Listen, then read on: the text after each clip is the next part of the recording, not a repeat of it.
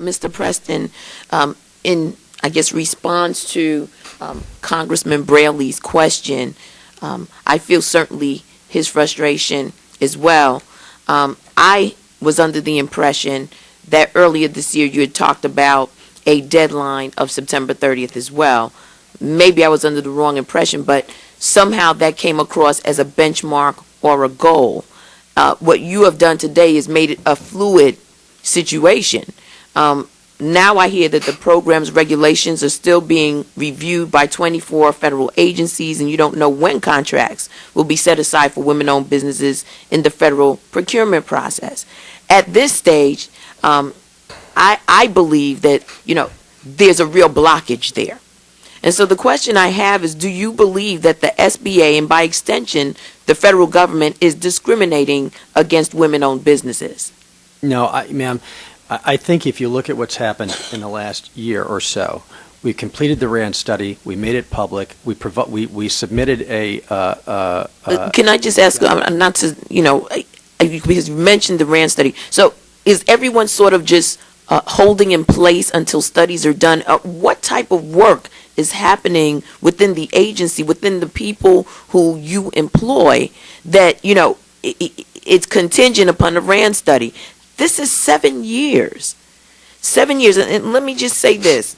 Black's Law Dictionary defines discrimination as differential treatment, especially failure to treat all persons equally when no reasonable distinction can be found between those favored and those not favored. Here we have an administration that for 7 years has not implemented any part of the program.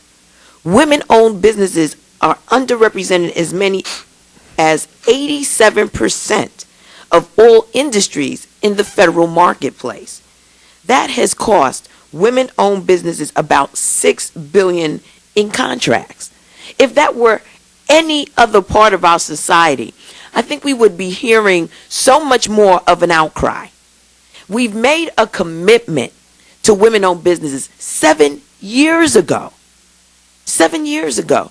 And the sense of urgency has turned into a fluid, well, after the RAND study. I mean, where is the urgency for getting this done? Yeah. And how do you feel comfortable coming back to this committee time after time with excuse after excuse, and not come with anything tangible that says the commitment is there. Mm-hmm. The commitment is there. You're not representing a commitment to this. And I think that has to be the most frustrating part. So I want you to really think about the definition of discrimination and think about whether, in fact, your intent does not match your action. Well, ma'am, I take great exception with any implication that I'm showing any discrimination in this process. So let me just tell you right now that if that's what you're implying, I'm offended by your comment, and I would have to protest it strongly. I would also tell you that women's procurement... Let me say that I'm offended, and the women of America are offended. That I have 7 years... Listen, if the shoe fits, you need to wear it. Would the gentlewoman Totally unacceptable on your part to imply Madam that. Chair, isn't it the policy of this committee that the witnesses be permitted to answer their questions? That's correct. Okay, 6 years, okay, before I came in here, I would say you may not have seen a whole lot of tangible activity. The study had to be done before any underrepresented industries could be designated.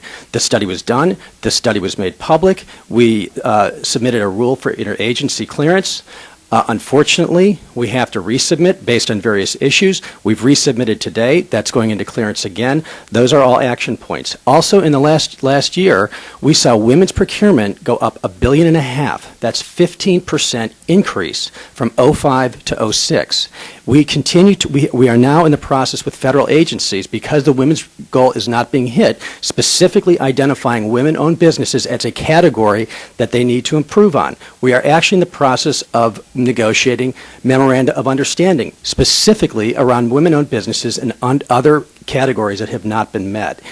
In addition, we've rolled out a tool that helps other agencies find women-owned businesses that meet their qualifications. So we have taken action. Now, I spent 24 years in the private sector. Far be it from me to opine on why, after a year in the government, it takes a while to get stuff done. I could wax eloquent on that for many hours, and we'd all have to bring our Would the toothbrushes. gentle lady yield for a second? Yes. Mr. Preston, if the SBA's regulations are implemented, what will be the process to get them into the federal acquisition regulations? The process from here on out is we are in the interagency process. When that's completed, it will go out for public comment. Everybody will have an opportunity to look at what the rule says, to comment on it. My understanding is, and I'd prefer to bring in my legal experts on this, it's approximately a 3-month process, and after that, we would then take those comments and implement them in the federal acquisition registry.